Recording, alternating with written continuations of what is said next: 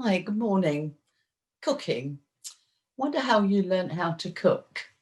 When I went to secondary school, I was told that we'd be learning how to cook and different dishes and all that sort of thing.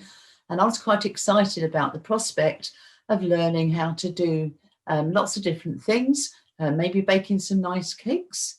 But for the first few weeks that we had cookery lessons, I learned how to lay a table. Useful, not particularly exciting. Then we moved on to making a bowl of cornflakes, pouring the cornflakes into the bowl, how to tip the milk in. And I can't say that was very exciting at all, but it did get a bit better. We then learned how to make sandwiches. Could it get any better than that? Well, suddenly they decided that our class, instead of doing cookery, should do Latin. No, it didn't get more exciting than that. My mum came from a family of 13 children, and she was the youngest. So she never had to do anything when she was little because there was always a sister to cook and the brothers around to do other things. And so when she married my dad, she had no real experience of cooking proper meals, cakes, or anything like that. However, my dad was the eldest of 13 children. And so he had lots of experience because he'd had to help out in the home. So my dad taught my mum how to cook. I learnt to cook by watching my mum and dad, and by then teaching me different things and me following their instructions. So this morning, I thought maybe I'll go back to those first days in secondary school when I learned how to make a sandwich and a roll. And so I'm going to make a ham and a cucumber and a tomato roll this morning. So I have my roll. I have my ingredients here.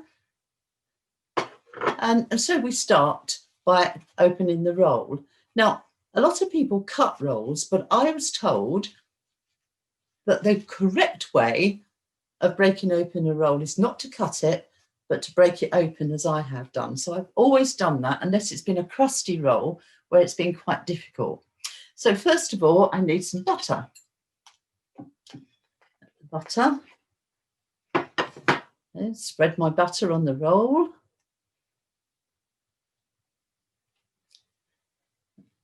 Okay, and spread it. I was always taught if you're doing sandwiches, you spread the butter right to all the corners. And if you're doing a roll, you spread it all the way around. Don't just put it in the middle. It needs to cover the roll. So I have my butter. Next, I'm going to put on some ham, and I have washed my hands, and a nice piece of ham going in. Now I'm going to put tomatoes. There go the tomatoes. And then a little bit of cucumber on the top. There's my cucumber. And then I'm going to put the top on the roll. Okay, and there it is, my ham, tomato, and cucumber roll, all ready to eat. So I'm going to put that aside for the moment. Now, if one day I decided, well, actually, it's a bit boring continuing to follow those particular instructions and always doing it the same, I'm going to do it differently today. So I'm not going to break open the roll. I'm just going to butter over the top. There we go, nicely buttered around the top. And using the table. Okay, I'm going to put some ham. Next thing on the top. Then on go my tomatoes. Have to do exactly the same as the other one. And my couple of pieces of cucumber. Okay, and there's my roll ready to eat. Oh, oops. That didn't seem like a sensible idea, did it?